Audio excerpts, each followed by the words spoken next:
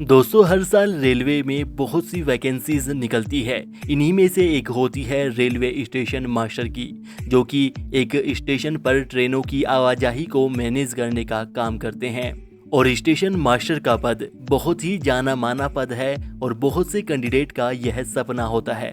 तो आज की इस वीडियो में हम जानेंगे कि कैसे 12th के बाद कोई कैंडिडेट स्टेशन मास्टर बन सकता है, इन्हें काम क्या करना होता है, इन्हें वेतन कितना मिलता है, भर्ती प्रक्रिया क्या होती है, सिलेबस क्या होगा और आप इस पद के लिए आने वाली भर्तियों के बारे में कैसे और कहां पर पता करेंगे। दोस्तों, स्टेशन मास्टर को 8 घंटे की ड्यूटी करनी होती है, जो कि शिफ्ट वाइज होती है और एक दिन में 3 शिफ्ट चलती है। स्टेशन मास्टर किसी भी स्टेशन पर ट्रेनों की आवाजाही को मैनेज करने का काम करते हैं।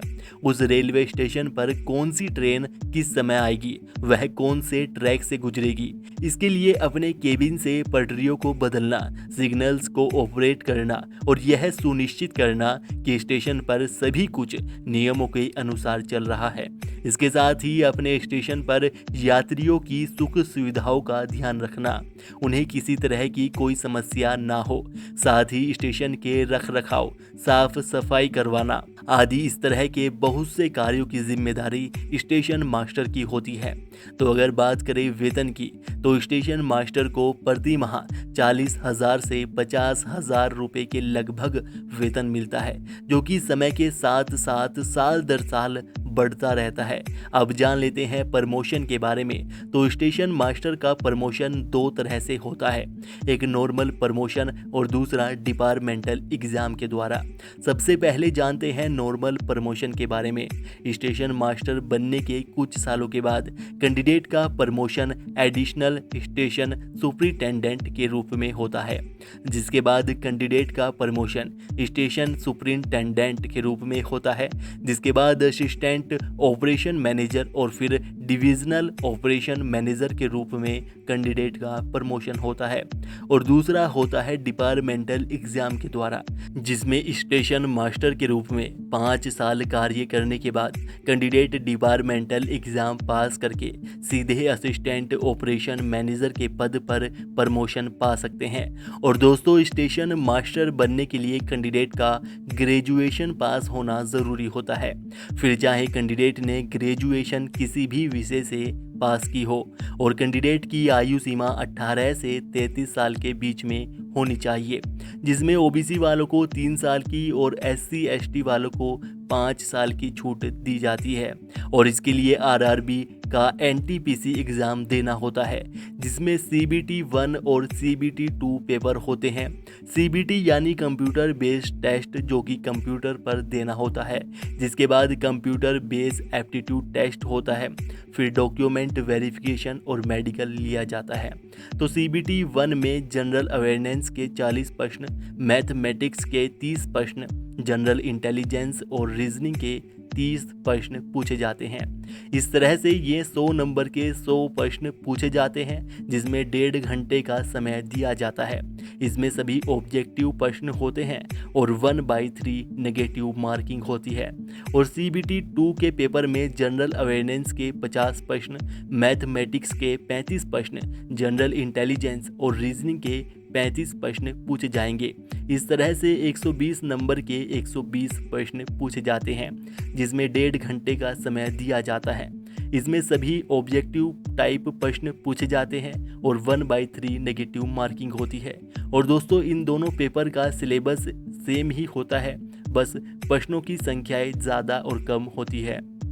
तो दोस्तों, मैथमेटिक्स के पेपर में simplification, interest, percentage, ratio and proportion, number system, time and work, time and distance, profit and loss, elementary algebra, mensuration, fraction, simple and compound interest, general intelligence and reasoning में classification, analog, number and alphabet series, coding and decoding, word relation, clock and calendar, direction and distance, word formation, non verbal reasoning, missing number, Venn diagram, puzzle आदि विषयों से प्रश्न पूछे जाते हैं। और general awareness के पेपर में current affair, economics, history, geography, polity, computers, sports, awards, books and author, environment, natural resources, periodic table, atom and molecules, chemical reaction and equation, source of energy आदि विषयों से प्रश्न पूछे जाते हैं। जिसके बाद कंप्यूटर बेस्ड एप्टीट्यूड टेस्ट होता है, जिसे हम साइको टेस्ट भी बोलते हैं। साइको टेस्ट भी कंप्यूटर पर देना होता है, जिसमें अलग अलग तरह के 5 टेस्ट होते हैं। Memory test, follow direction test, depth perception test, concentration test, perceptual speed test. चलिए एक एक करके इनके बारे में अब जान लेते हैं। सबसे पहला होता है मेमोरी टेस्ट, जिसमें कंप्यूटर स्क्रीन पर कुछ देर के लिए इस तरह के कुछ चित्र दिखाए जाएंगे। फिर उस चित्र के स्क्रीन से हटने के बाद आपको इस तरह के खाली बॉक्स में बताना होता है कि कौन सी चीज़ किस जगह पर थी। जिसके बाद फॉलोइंग डायरेक्शन टेस्ट में आपको इस तरह की फिगर दिखाई जाएगी, जिसमें अलग अलग नंबर और अक्षर दिए होंगे और आपको उसमें देखकर बताना होता है कि ए के ऊपर कौन से नंबर आ रहा है या अक्षर आ रहा है और कितनी बार आ रहा है। इसी तरह बी के ऊपर कौन सा अक्षर या नंबर आ रहा है। जिसके बाद डेप्थ परसेप्चुअल टेस्ट में आपको इस तरह की फिगर दिखाई जाएगी, जैसे इसमें कुछ ईंटें दिखाई गई है और आपसे पूछ लिया जाएगा कि ए वाली ईंट कौन कौन सी ईंटों से टच कर रही है, जिसे आपको देखकर सही उत्तर बताना होता है। जिसके बाद कंसंट्रेशन टेस्ट होता है, उसमें इस तरह के 2 कॉलम में कुछ नंबर दिखाए गए होंगे, जिसमें से आपको देखकर बताना होता है कि दोनों कॉलम में कौन कौन से नंबर समान हैं और कौन कौन से अलग अलग हैं। जिसके बाद परसेप्चुअल स्पीड टेस्ट होता है, जिसमें आपको कुछ नंबर दिए गए होंगे और आपसे पूछ लिया जाएगा कि इनमें से कोई अंक कितनी बार आया है और आपको उसके सही उत्तर पर टिक करना होगा। तो दोस्तों इस तरह से इससे थोड़ा अलग प्रश्न भी साइको टेस्ट में पूछे जा सकते हैं और आपको बता दें कि साइको टेस्ट में कोई नेगेटिव मार्किंग नहीं होती। जिसके बाद मेडिकल टेस्ट होता है, जिसमें कैंडिडेट की आंखों की दृष्टि 6/6 होनी चाहिए, उसके कान बिल्कुल सही होने चाहिए, कान बहने या कम सुनाई देने जैसी कोई समस्या नहीं होनी चाहिए।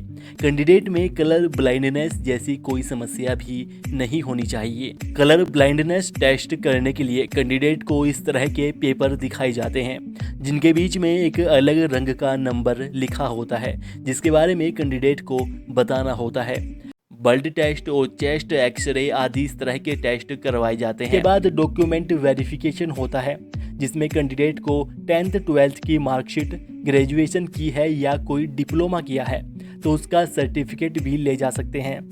जाति प्रमाण पत्र, स्थायी निवास प्रमाण पत्र, चरित्र प्रमाण पत्र, आधार कार्ड और 10 फोटो आदि डॉक्यूमेंट लेकर जाने होते हैं।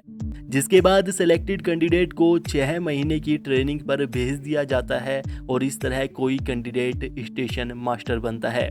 और अब जानते हैं कि आखिर आप स्टेशन मास्टर के लिए आने वाली भर्तियों के बारे में आप कैसे और कहां पर पता करेंगे।